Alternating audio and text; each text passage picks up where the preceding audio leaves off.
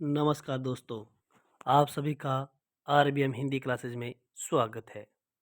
आज हम आधुनिक काल को प्रारंभ करेंगे। चलो शुरू करते हैं।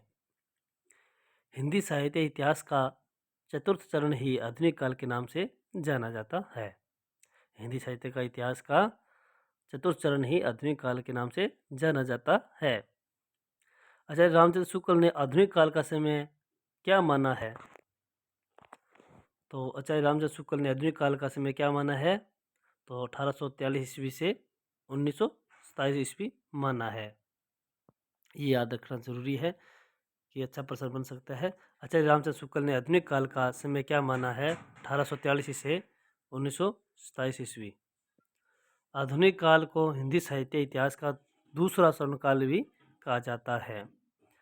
आधुनिक काल को हिंदी साहित्य इतिहास का दूसरा स्वर्णकाल भी कहा जाता है।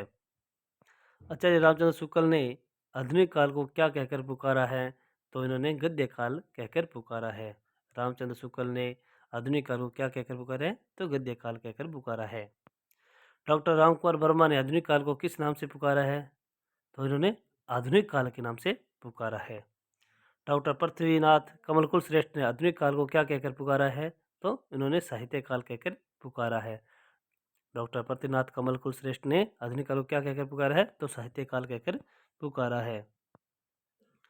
डॉक्टर हजारी प्रसाद द्विवेदी ने आधुनिक काल को क्या कहकर पुकारा है? तो उन्होंने आधुनिक काल कह के ही पुकारा है। डॉक्टर हजारी प्रसाद द्विवेदी ने आधुनिक काल को क्या कहा है? तो उन्होंने आधुनिक काल को आधुनिक काल कहकर ही पुकारा है।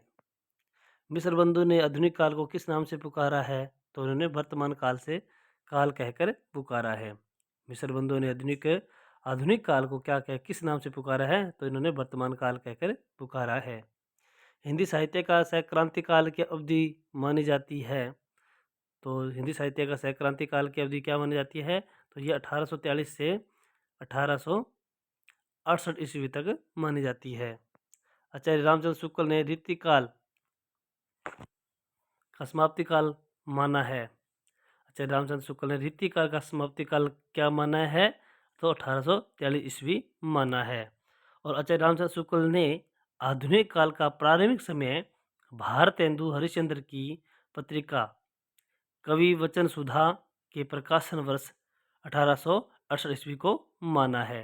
आचार्य रामचंद्र शुक्ल ने आधुनिक काल का प्रारंभिक समय रीतिकाल का समाप्ति काल तो माना है 1843 और आधुनिक काल का प्रारंभिक समय रामचंद्र शुक्ल ने क्या माना है? तो भारतेंदु हरिश्चंद्र की पत्रिका कवि वचन सुधा के प्रकाश 1868 ईस्वी को माना है। ये क्लास आपको कैसी लगी जरूर कमेंट करके बताएं। चैनल को प्लीज़ सब्सक्राइब करें, मेरा सपोर्ट करें। धन्यवाद।